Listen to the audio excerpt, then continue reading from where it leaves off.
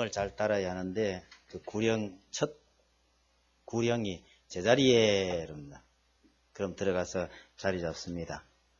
폼 딱 잡고 있을 때 차렷 하면 숨을 멈추고 뛸 준비를 합니다. 그 다음 순간에 총소리가 나면 바로 달리는 거죠. 차렷 하는 순간에서 뛰기 시작해가지고 결성 테이프를 끊기 전까지요. 여러분 숨을 몇 번이나 쉴까요? 뭐 그런 거 생각해 보신 적은 없을 거라고 생각을 합니다. 아마추어는 숨을 쉬면서 뛰지만 진짜 프로는요. 차렷하는 그 순간에 숨 멈추고 테이프 끊고 들어올 때까지 숨 안 쉽니다. 단숨에 달립니다. 생각해 보세요. 뭐 교환 10초, 11초. 그 숨 쉬면서 뛸 겨를이 없는 그 급한 운동입니다. 제가 진짜 묻고 싶은 거는요. 그렇게 달리는 선수들이요. 뭘 보고 뛸까요? 결성 테이프라고 말씀하실 가능성이 아주 많은 것 같은데요. 결성 테이프를 보고 뛰면 안 됩니다. 들어오는 순간에 속도가 줄어요. 그래서 반드시 결성 테이프 그 너머를 보고 뛰어야 합니다. 그 약간의 차이지만 그 작은 차이가 결과를 다르게 합니다. 말하자면 결성 테이프를 보고 뛰게 되면요. 다 왔다라고 마음먹는 순간에 속도가 줄어버립니다. 추월당할 가능성이 많다는 거죠. 그래서 그야말로 정말 짧은 시간을 다투는 이 선수들은요. 테이프를 보고 뛰면 안 됩니다. 그 너머 어딘가에 목표를 두고 달려가야 하는데 결과적으로 끝까지 최선을 다해야 된다는 얘기죠. 이겼다고 잠시 마음 놓는 순간에 1등이 2등으로 변해버릴 가능성은 굉장히 많습니다. 뭐 그건 선수들 얘기고 우리 학교에서 아이들 그 초등학교에서 체육대회 할 때 1등 열심히 뛰다가요. 2등이 얼마쯤 따라왔나 싶어 시떡 돌아보다가 2등은커녕 넘어지는 순간에 꼴찌가 되는 거죠. 뭐 초등학교 일이지만 달리기 하다가 우리 엄마 어딨나 싶어가 찾다가 넘어진 놈도 많아요. 그 달리기지만 끝까지 잘 달려가는 것이 사실은 쉽지가 않습니다. 그런데 가면 갈수록 더 빨라지는 놈은 어떻게 할까요? 가끔 그런 거 있잖아요. 1등이 더 빨라지는 경우. 참 감동이지만 얼마나 놀랄 일인지 모릅니다. 보는 사람조차요. 너무너무 신나는 일인데 제가 보기에는 두아디라 교회가 그런 칭찬을 들은 것 같고 우리 역시도 그런 칭찬을 들었으면 좋겠다. 이런 마음으로 이 말씀을 살펴보려고 합니다. 이 두아디라 교회에 나타난 예수님의 모습을 한번 살펴봤으면 합니다. 여러분 일반적으로 우리가 생각할 때 예수님은요. 얌전하고 순종 잘하는 모범생처럼 보이십니까? 아니면요 똘마니를 왈 끌고 돌아다니는 골목대장 같아 보이십니까?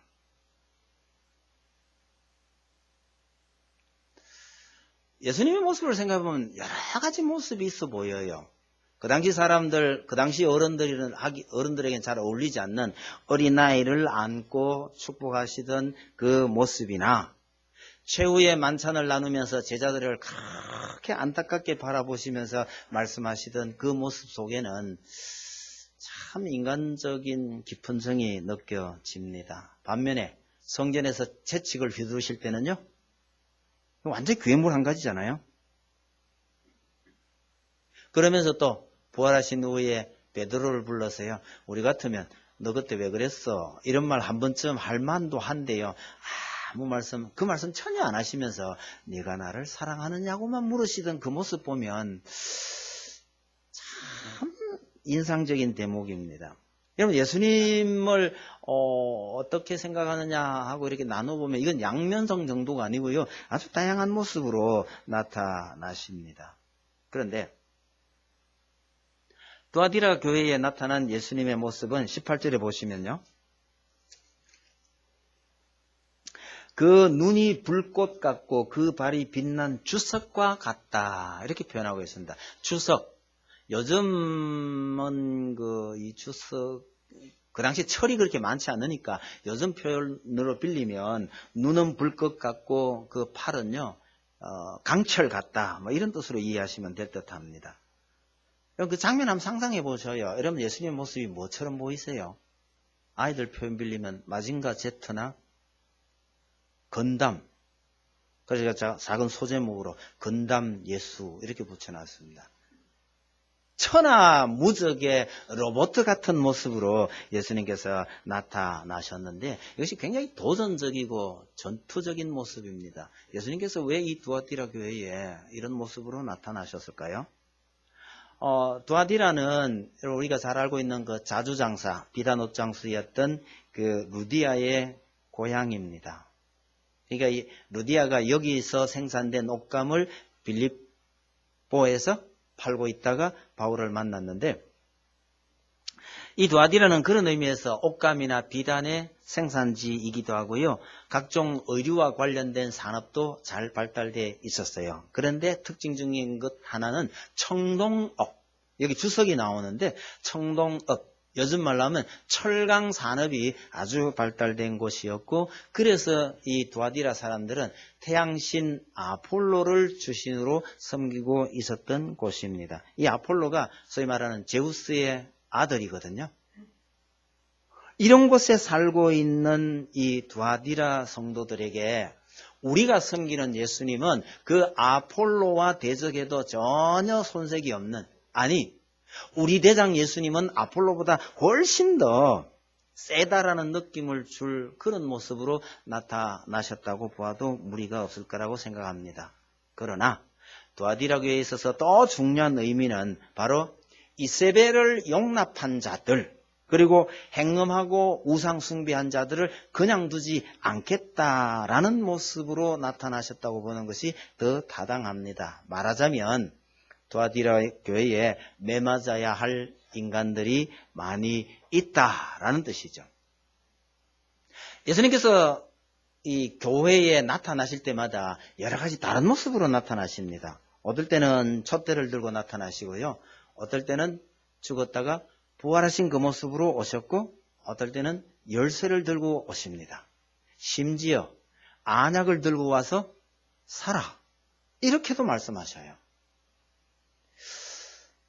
그 예수님께서 두아디라 교회는요 무적의 로봇 같은 모습으로 나타나셨는데 예수님께서 교회들마다 이 다른 모습으로 나타나신 것은 그 교회의 특징하고 아주 관련이 많습니다. 여러분 예수님께서 우리 교회에 나타나시면 어떤 모습으로 오실 것 같으세요?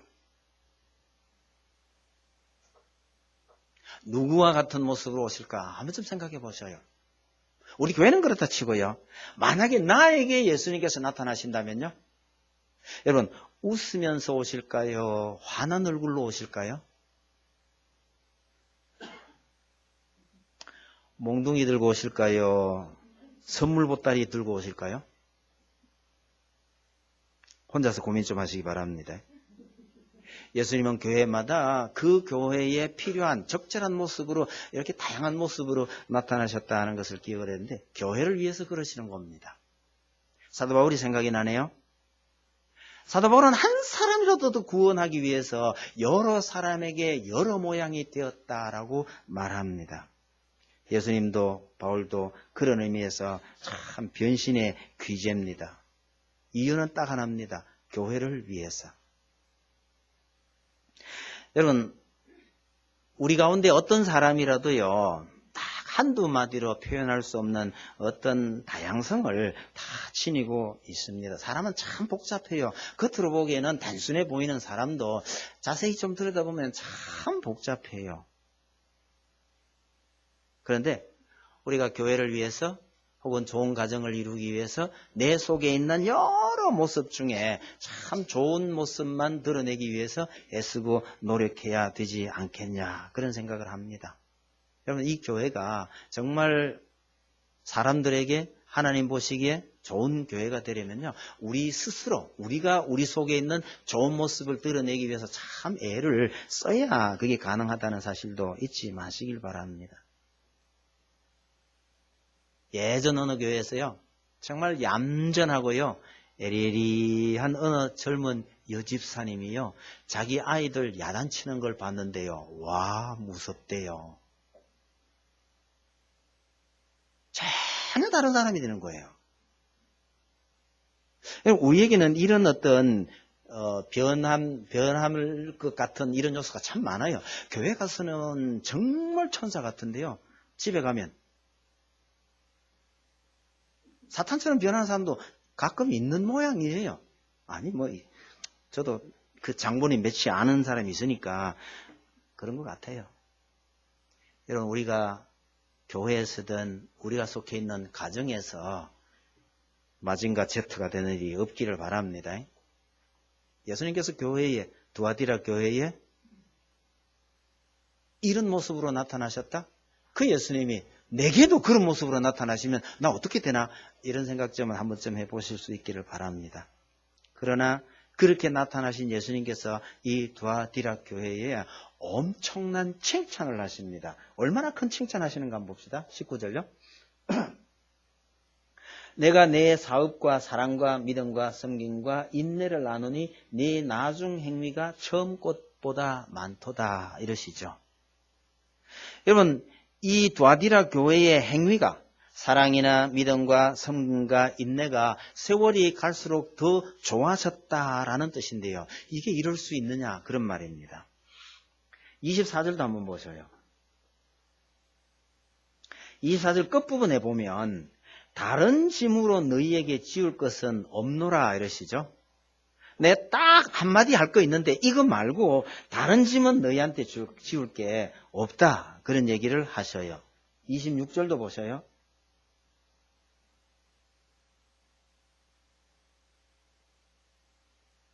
26절에 25절 보세요. 다만 너희에게 있는 것을 내가 올 때까지 굳게 잡으라. 너희에게 있는 것, 이걸 그대로 잡고만 있으면 된다는 거예요. 이게 사실은 굉장한 칭찬입니다. 이게 얼마만한 칭찬인지 이해가 잘 안 가실 것 같지만 우리 아이들 표현을 빌리면 이런 거예요. 학교 다니는 동안에 공부해라 하는 말을 한 번도 들은 적이 없다, 이러면요. 이 중에 혹시 그런 분이 좀 있을는지 모르겠습니다. 공부해라 라는 말, 숙제 먼저 해놓고 놀아라 라는 말을 한 번도 들은 적이 없다. 이 정도면 어느 정도로 큰 칭찬일까요, 그게? 학부형회에 엄마들이 학교에 모였어요. 모였는데 돌아가면서 담임선생님에게 부탁할 일 있거나 당부할 일 있으면 말씀해 보세요. 제일 먼저 난 엄마가요, 이랬어요. 선생님, 우리 아이 제발 공부 좀 그만하고 잠 좀 자라고 해주세요. 제가 그 학부형 쫓아버렸어요. 어머니 왜 모인다 할 때 다시는 오지 마세요. 왜 그런지 아세요?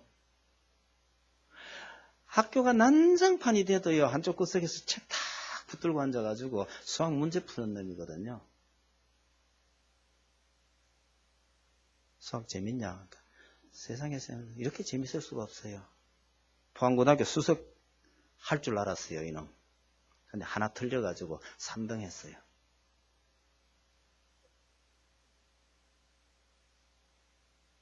공부해라가 아니고요, 그만하고 잠 좀 자라, 이런 아이거든요. 전 예수님이 여기 칭찬이 나중 행위가 처음보다 더 크다라고 하는 거는 그건 이런 수준이라고 저는 생각을 해요. 두아디라 교회를 향한 이 칭찬이 정말 큰 칭찬인 것은요, 우리가 경험하고 있는 일반적인 경우와는 다르기 때문에 좀 반대인 것 같아서 그런 겁니다. 우리가 잘 하는 말 있잖아요. 우리도 흔히 하는 말, 나도 한때는 이거 있죠. 야, 젊은 시절에 그 정도 안 해본 사람은 어디 있냐, 이런 거. 나도 한때는 참 해봤지, 이런 거 있잖아요. 전부 뭡니까? 한때는 그렇게 열정적이었을지만 지금은 니도 나이 들어봐라, 이런 얘기잖아요. 여러분, 세월이 지나면 이런 게 다 식기 마련인데, 두아디라 교회는요, 세월이 흘러갔는데 점점 더 뜨거워졌다는 이야기입니다. 이게 얼마나 큰 복인지 모른다는 얘기죠. 여러분, 결혼한 지 얼마나 할까요? 10년, 20년? 한 20년 지나고 30년 지났습니다. 그런데 연애할 때보다 더 뜨겁다면 어떡하실 거예요? 결혼할 때 그 뜨거움은 몇 년 갑니까? 3년? 이 총각이 알잖아 봐. 엄마 아빠가 그랬지? 들어 아는 거예요. 일반적으로 3년, 길어야 5년. 연애할 때의 그 뜨거우면 뭐 화학적인 반응의 결과랍니다. 자연스럽게 3년, 5년 정도는 가는데 요즘 4년도 못 간 사람들이 하도 많으니까요. 그런데 그게 10년, 20년이 지나가도요, 더 뜨거워진다면 얼마나 복된 일일까를 한번 생각해 보라는 얘기입니다. 말도 안 되는 소리 하지 마라. 이런 말을 하시고 싶은 분이 계시다면 그리스도인이 결혼이 어떤 것이어야 하는지를 다시 배우시기를 바랍니다. 아니, 알고 있을 거라고 생각을 해요. 중요한 거는요, 알고 있는 그 말씀대로 살아보려고 특별한 결심을 다시 해야 된다는 뜻입니다. 하나님께서 가르쳐주신 말씀대로 그리스도인의 결혼이 어떤 것인지를 알고 그 말씀대로 살려면요, 세월이 10년, 20년이 지나가도 그 더 뜨거운 새로운 사랑으로 살아난다는 것을 잊지 마셔야 합니다. 저는 결혼 얘기를 하려고 하는 건 아닙니다. 우리가 말씀대로 살려고 피나는 노력을 하지 않으면요, 일반적인 풍토를 따라서 점점 식어갈 수밖에 없다. 이게 우리의 일반적인 풍토라는 거예요. 근데 분명히 두아디라 교회를 향하여서 말씀하십니다. 그것이 나중 일이 처음보다 더 낫다라고 칭찬하는 것, 정말 큰 칭찬입니다. 여러분, 이산가족 오래됐습니다. 그죠? 이산가족 찾기 세계에 유례가 없는 놀라운 일이 벌어졌는데요. 그렇게 해서 몇십 년 흩어져 있던 가족들 만난 사람들 얼마나 많아요. 그런데 그 후유증 얘기를 혹 들어보셨나요? 몇십 년 만에 만났으니까 그 다음 만났어요. 정말 행복하게 살았을까요? 그 만남 때문에 오히려 이럴 줄 알았으면 만나지 말 것을 하고 고통스러워하는 가정이 또 얼마나 많은지 모릅니다. 헤어져 사는 동안 너무 가치관이나 이런 것이 달라진 탓도 있지만 만났더니 이젠 정말 헤어지지 말고 행복하게 살아야지 했는데 그게 그렇게 안 되더라는 거예요. 오히려 만나지 못한 것보다 더 힘든 일들이 많이 생겨났더라는 얘기입니다. 그래서 나온 얘기가 아마 그전부터 있던 얘기입니다. 사람은 가까워질수록 냄새가 난답니다. 여러분, 일반적으로는 분명히 그래요. 사람 조금 떨어져서 봐야 될 게 두 가지가 있다고 그러거든요.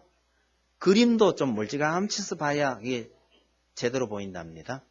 사람도요, 적당히 거리를 두고 살아야 좋은데 너무 가까이 가면 사람 냄새가 나서 안 좋답니다.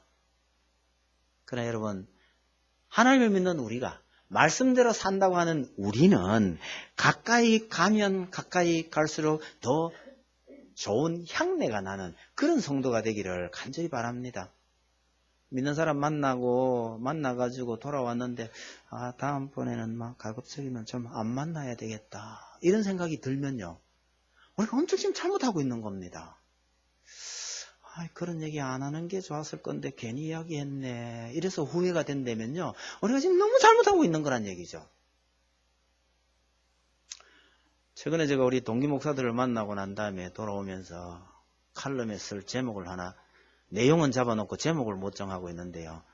제발 마음 놓고 말 좀 하며 살자, 이런 걸 하나 쓰고 싶어요. 여러분, 교회 안에서 마음 놓고 말할 수 있어요?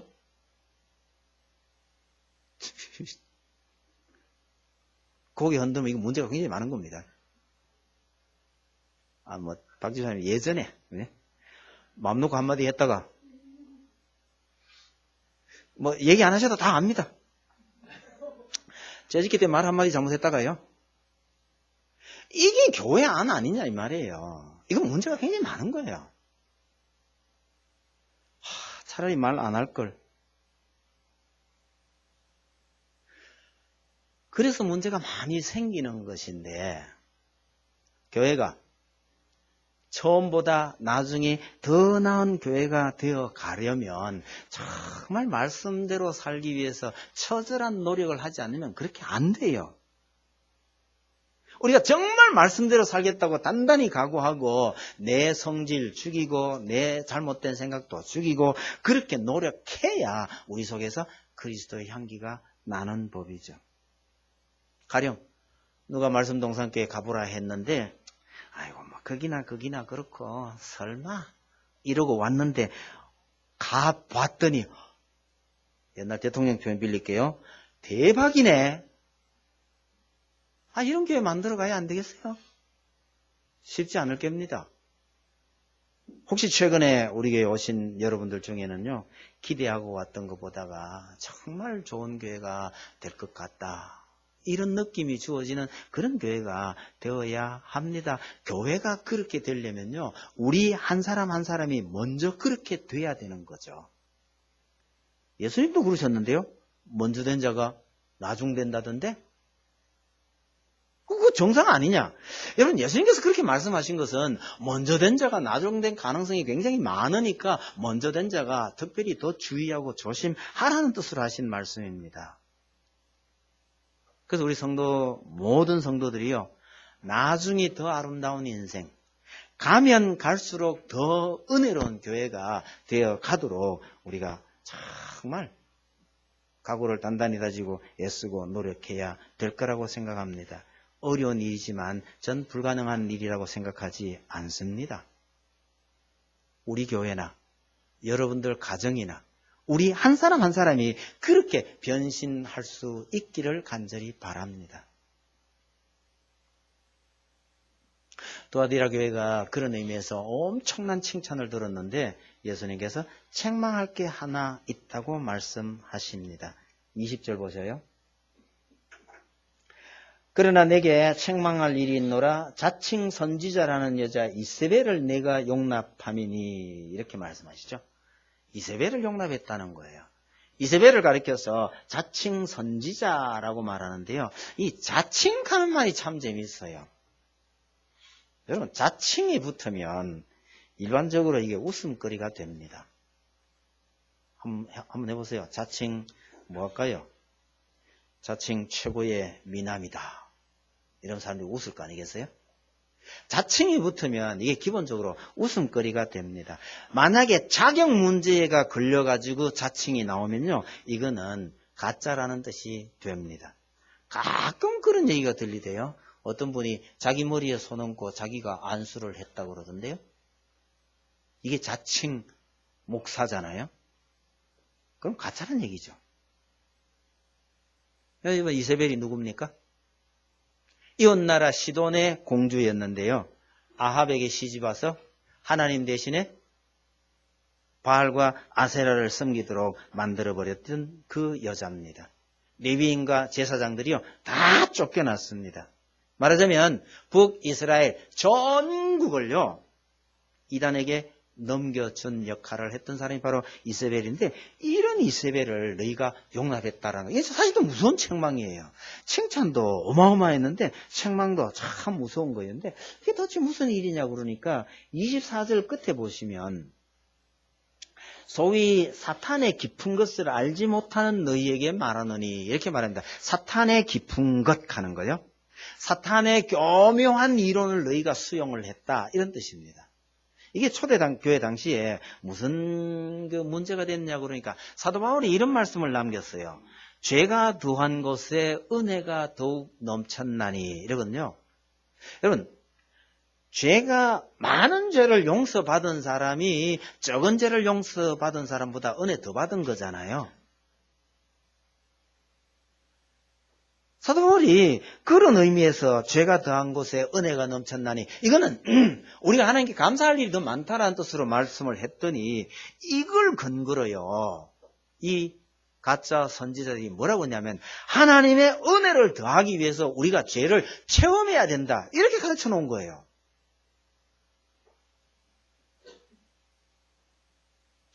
여러분, 비슷해 보이지만 이거는요, 보험금 타려고 집에 불 지르는 거하고 비슷한 겁니다. 아니, 저희들 학교 다닐 때 젊은 시절에 많이 들은 얘기입니다. 내가 확실한 신앙을 가지기 위해서 마음껏 타락해 보겠다. 이런 친구들 참 많았어요. 저희 선배 중에 한 사람 이름이 요셉이 아니고요. 요섭입니다. 이 선배가 군에 가서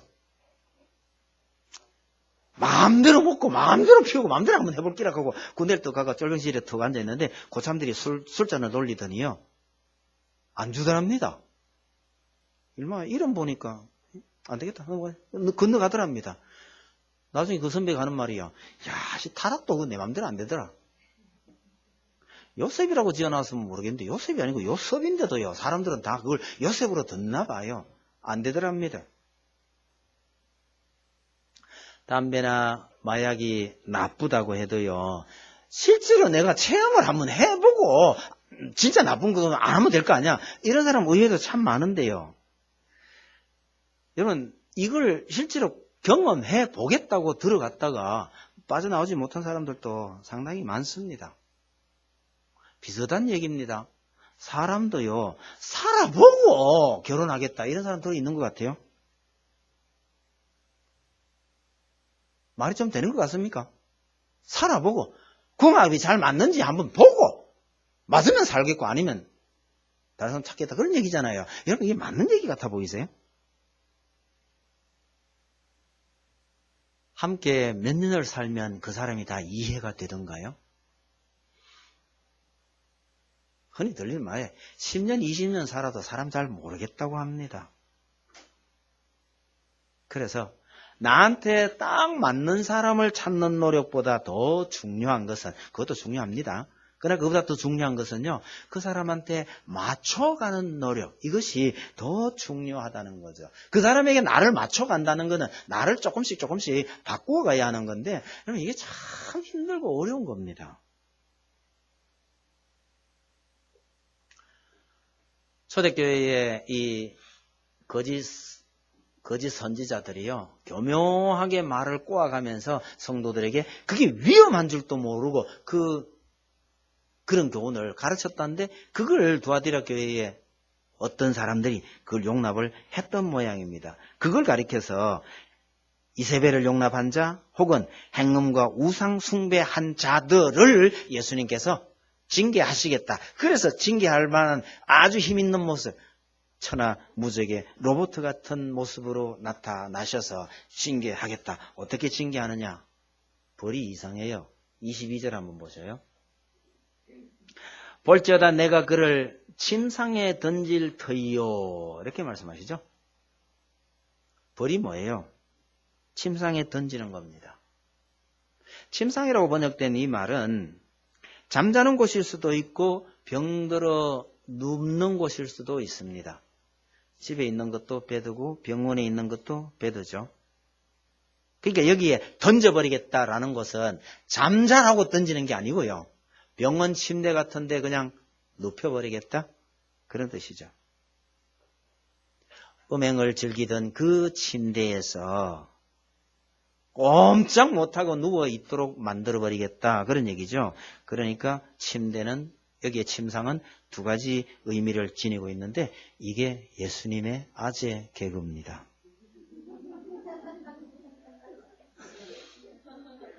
우리 교회만 아재 개그가 있는 게 아니고요. 성경에도 보면 이 아재 개그가 종종 나와요. 침대가 그렇게 좋다고? 알았어. 침대에 실컷 누워 있도록 해줄게. 이 얘기거든요. 여러분 표현은 간단해 보일는지 몰라도 이게 끔찍한 징계를 말하는 겁니다. 옛날 왕들이 일찍 죽었고 천재 예술가들이 요절했다 하는 경우가 참 많이 있다 그러잖아요. 거의 대부분요 무절제한 성행위 탓이라고 합니다. 그래서 음행을 저지르는 사람들이 정상적인 삶을 누리지 못하는 것은 예나 지금이나 마찬가지인데 너희가 만약에 물론 영적인 의미겠지만 그렇게 음행을 저지른다면 그래 그 침대에 실컷 누워있도록 해줄게 이런 얘기거든요. 그 얘기를 22절에 동일한 얘기입니다. 한번 보세요. 그 뒤편에요. 23절에요. 22절 끝에 보면 큰 환난 가운데 던지고 그다음 또 내가 사망으로 그의 자녀를 죽이리니 이렇게 말씀하십니다. 환난 가운데 던지고라는 것은 그 침상에 던지고와 같은 의미로 보시면 되는데 거기 하나 더 붙어 있는 것이 자녀를 죽인다라는 겁니다. 여러분 아무리 부모가 음행을 저질렀다 하더라도 왜 죄 없는 자녀를 죽이느냐 말이죠. 성경에서 아비의 잘못에 대해서 자녀에게 책임을 묻는 그런 법은 없습니다. 그러니까 여기에서 이 말씀은 그런 뜻이 아니에요.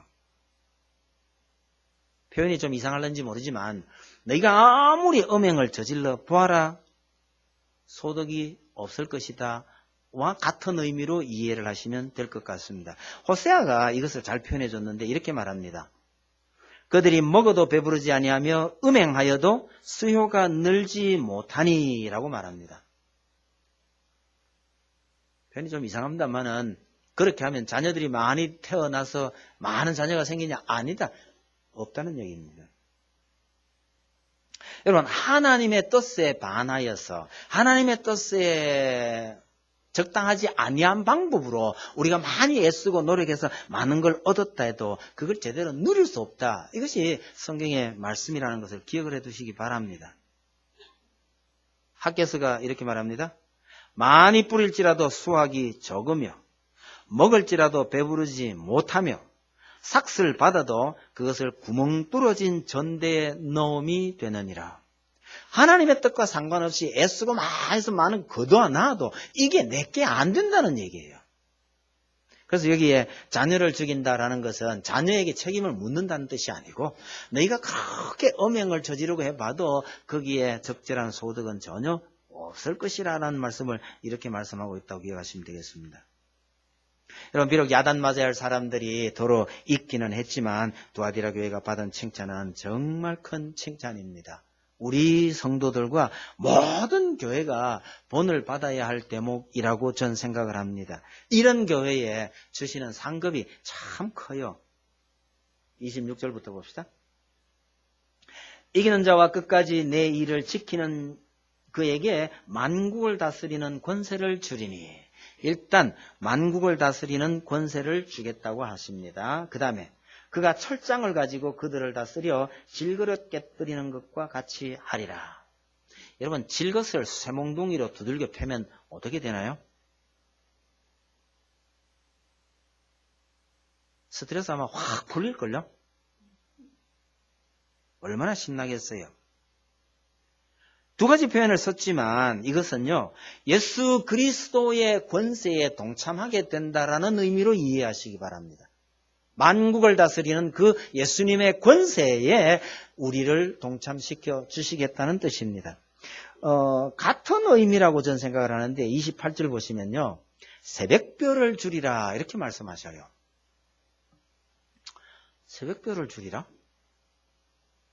계시록 뒤편에 가보면 이 새벽별은 결국은 예수를 가리키는 표현입니다. 예수님을 가리켜서 광명한 새벽별이라고 하셔요. 그러니까 예수님을 주겠다. 예수님의 권세에 동참하겠다. 예수님을 주겠다. 그런 이야기입니다. 이게 무슨 의미냐? 여러분 하나님께서 이 비슷한 말씀을 하신 적이 있어요. 하나님께서 아브라함에게요. 내가 너의 상급이라 그런 얘기 하셨거든요. 아브라함이요. 하나님 뭐 주시려고요? 그랬더니 내가 너의 상급이니라. 네가 받아야 될 진짜 상은 나다. 이거 좀 쉬운 말로 하면요. 나를 너에게 주노라 이런 얘기잖아요. 여러분 하나님께서 여러분들에게 나를 너희에게 주노라 무슨 생각 드세요? 받아서 어디다 쓰게요? 고민이세요? 나를 너에게 주노라 이게 무슨 의미일 것 같으세요?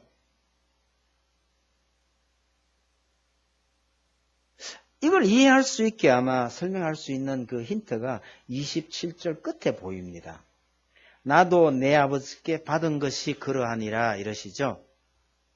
예수님의 이 권세는 하나님께서 내게 주신 것, 거기에 나도 이 권세를 너희에게 주겠다. 이것이 바로 나를 너희에게 주겠다라는 것과 동일한 의미라고 본다면 하나님 아버지와 예수님과의 그 관계를 표현해 주는 것이 전 이 표현이라고 생각해요. 하나님의 모든 권세를 예수님에게 주셨는데 예수님께서는요. 내가 아버지께 받은 것처럼 나를 너희에게 주노라. 그러니까 하나님과 예수님과의 그 관계처럼 동일한 관계가 우리와 예수님 사이에 이루어지기를 하나님께서 원하신다. 이것이 이 두아디라 교회에 주시는 상급이요 칭찬의 대가라는 거죠. 이건 뭘 주고받고 그런 관계가 아니에요. 집에 가서 한번 해보셔요. 내가 당신한테 줄 수 있는 최고의 상급은 바로 나 자신이라고 말할 수 있다면요. 이게 어떤 관계인지를 한번 생각해 보셔요. 여러분, 우리와 하나님 사이에 이런 관계를 원하신다는 뜻입니다. 이 이상의 큰 복이 어디 있어요? 우리는 늘 하나님께 기도하고 하나님께 매달려도요. 하나님 자신을 바라보기보다는 그 하나님 손에 들려있는 과자 봉지 여기에만 관심이 많고요. 하나님 아버지가 갖고 계시는 지갑에 관심이 많은데 성경은요. 과자 봉지 말고 지갑 말고 하나님 그 자체가 나의 하나님이 되셨다는 것을 보라고 말씀하시는 것이죠. 새벽별을 주이라. 예수님께서 우리와 이런 어떤 하나 되는 그런 관계를 이루어 주시겠다. 이런 이야기입니다. 여러분, 이렇게 어마어마한 칭찬을 받은 이 두아디라 교회도요. 주의해야 할 것이 있다고 말씀하시는 것 잊지 맙시다. 방심하지 맙시다. 그릇된 자만심으로 다 됐다, 이만하면 됐다 하는 순간에 자칫 잘못하면요. 이 모든 것을 잃어버릴 수도 있는 것이 우리 인생이라는 것 잊지 마시길 바랍니다. 하나님께서 지켜주시겠죠? 지켜주시리라 믿습니다. 중요한 것은요. 두아디라 교회가 처음보다 나중에 더 아름다운 모습으로 살아갔다는 것 기억하면서 우리 개인적으로 우리 교회가요. 점점 더 나은 모습으로 1등하고 있을 때요. 세상에 1등이 2등보다 더 속도가 빨라져 나가는 그런 장면. 이것이 우리의 모습이기를 간절히 바랍니다. 찬송 드립시다. 335장입니다.